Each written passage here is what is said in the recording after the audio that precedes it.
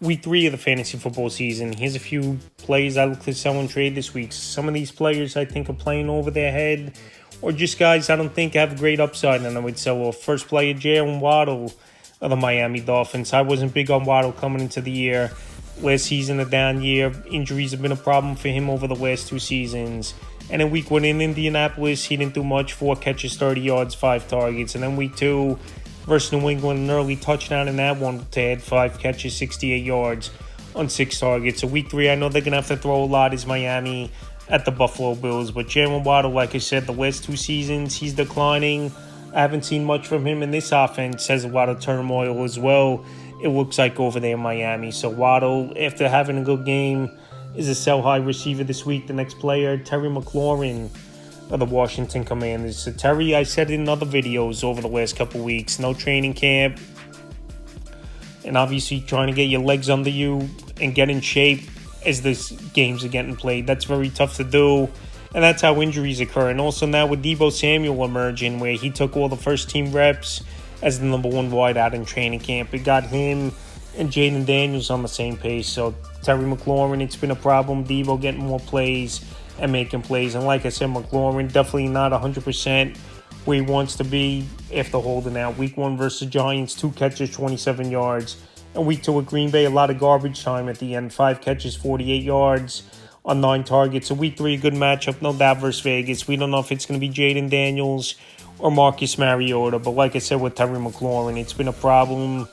I don't think he's really a guy with much upside with Deebo in this offense. And obviously a running quarterback like Jaden Daniels as well. So if I could get anything of decency for him, he's a sell this week. Next player, Jameson Williams of the Detroit Lions. So Jameson Williams, he's that old school type of deep ball threat. If he's not getting a deep ball or a big yard after catch play, he's not doing much. So JMO, first 2 games of the year, week 1 at Green Bay, a carry, 3 yards, 4 catches, 23 yards. And week 2 versus the Bears, it only took him 2 catches, 108 yards, and a touchdown on 4 targets. But like I said, that's fluky.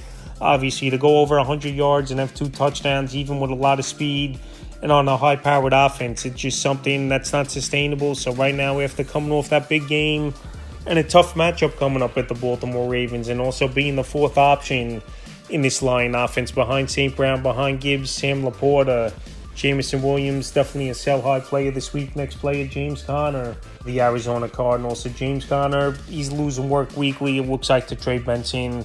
And touchdowns have obviously salvaged his days. Week 1 in New Orleans, 12 carries, 39 yards, 4 catches, 5 yards, a touchdown. And week 2 versus the Panthers, a touchdown. Like I said, saved them again, 11 carries, 34 yards, a touchdown, a catch, 18 yards. So James Conner, we know he's had a lot of injuries throughout his career.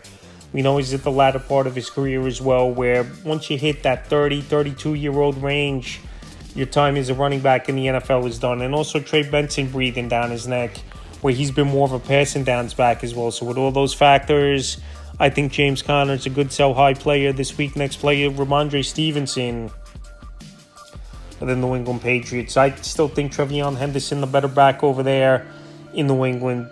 Stevenson, week 1, didn't do anything. 7 carries, 15 yards, 2 catches, 12 yards. And then week 2, in a matchup at a bad defense where I think the numbers were fluky. 11 carries, 54 yards, which that part I'm fine with. We know he's had some big games throughout his career carrying. 5 catches, 88 yards, and a 2-point conversion to me is fluky with Stevenson, where he had a big catch over 30 yards in the middle of the field. Then this week, a tougher matchup versus Pittsburgh. Even I know Breece Hall and Kenneth Walker gashed him in the first 2 games of the season. But the thing with Stevenson, he's not much of an upside guy catching the football. And also in between the tackles, his yards per carry have gone down a little bit last season. So with those factors and coming off a big game, especially receiving 5 for 88, he's definitely a sell-high player this week. The next player, J.K. Dobbins of the Denver Broncos. Dobbins, this happens every year. He starts off good, then injuries play a factor, then he comes back, but the rookie already takes his job as the year goes on. And that could be the case with R.J. Harvey as the backup running back that they did use a second-round pick, was the Broncos in the NFL draft. So Dobbins so far, week 1 versus Tennessee, 16 carries, 63 yards, a touchdown, 2 catches, 5 yards. And week 2 in Indianapolis, 14 carries, 76 yards, a touchdown, a catch, 9 yards. So like I said, I don't think it's going to be sustainable for Dobbins, going off a track record and going off injury plague seasons now. Pretty much every year it's been an injury for Dobbins, unfortunately. He's a great talent, still very young, in his mid-20s, but right now, while he's playing good football and not injured, definitely a player for fantasy owners, in my opinion, to go out there and sell. On the final player, Javonte Williams, the Dallas Cowboys. So far, he's off to a roaring start and one of the best backs in fantasy football in the first 2 weeks of the season, which obviously not many people saw coming. Week 1 at Philly, 15 carries, 54 yards, 2 touchdowns, 2 catches, 10 yards. And week 2 versus the Giants, a big game, 18 carries, 97 yards, a touchdown, 6 catches, 33 yards on 7 targets. A good receiving prowess out of the backfield for Javonte Williams. But I think the league's going to catch on a little bit. I know the Cowboys have a solid offensive line, and they just gave Tyler Smith the biggest O-line contract of all time, re-signing him. But Javonte Williams, the burst hasn't been there the last couple of years. I know the first 2 games of the year, it's been there. And hey, maybe coming off that ACL, another season off of it, Williams could get things going. But like I said, I just think these numbers are fluky in the early going, and he's a sell-high player this week. So that's a few plays I look to sell and trade for week 3 of the fantasy football season.